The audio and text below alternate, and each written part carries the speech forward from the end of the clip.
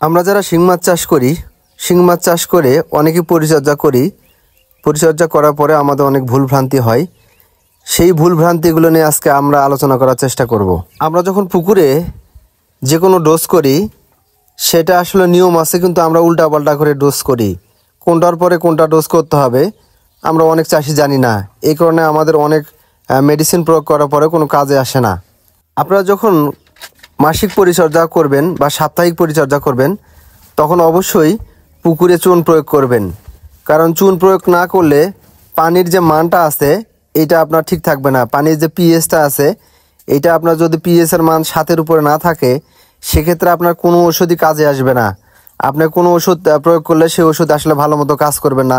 এটা আসলে আমাদের অনেক চাষিরই অজানা। অনেক চাষি আছেন যে পোকার ডোজ করার পর বলে থাকেন যে আসলে আমার পোকার ওষুধ গতবার দিলাম একই ওষুধ কাজ করলো, কিন্তু এবার কাজ করলো না। এই ভুলটা হচ্ছে আপনার পানির পিএইচ যখন খুব বেশি থাকবে বা পিএইচ এর মান যখন খুব কমে আসবে, 6-এর দিকে থাকবে, তখন আসলে কোনো ওষুধই কাজ করতে যাবে না। সাধারণভাবে মাসিক পরিচর্যা এভাবে করবেন। প্রথমে আপনি চুন প্রয়োগ করবেন শতাংশে 200 থেকে 250 গ্রাম। মাছের সাইজ অনুযায়ী কমতেও পারে অথবা বাড়তেও পারে। এরপরে আপনি যেটা করবেন, পরের দিনে আপনি পোকার ডোজ যেটা আছে অবশ্যই এটা করবেন। এটা বিভিন্ন কোম্পানির নির্দেশ অনুযায়ী করবেন। এরপরে আপনার পোকার ডোজ করার পরে পরের দিন আপনি জীবাণুনাশক করবেন শতাংশে 5 গ্রাম।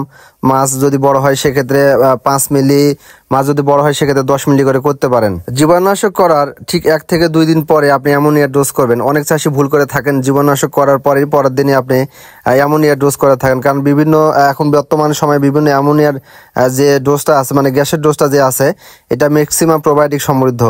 আপনার জীবাণুনাশকের অথবা পোকার ডোজটা যে আপনি দেন, এটা যদি মেয়াদ শেষ হয়ে না যায়, তাহলে আপনার এই যে প্রোবায়োটিক সমৃদ্ধ যে আপনার জিওলাইট বলেন আর হচ্ছে গ্যাসের ডোজটা বলেন, এটা আসলে কাজ করবে না। তখন আপনার দেওয়া বৃথা যাবে।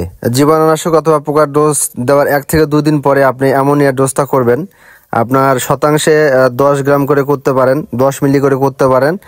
আপনার মাছ যদি বড় হয় সেক্ষেত্রে আপনি আরো বেশি কম বাড়ায় করে নিতে পারেন। অ্যামোনিয়ার ডোজ অথবা গ্যাসের ডোজ আপনি দুভাবে করতে পারবেন, বালু দিয়ে করতে পারেন অথবা জিওলাইট দিয়ে করতে পারেন। তবে জিওলাইট দিয়ে করলে আপনার এতে ভালো হবে, পানির যে মানটা পিএইচ এর লেভেলটা ভালো থাকবে।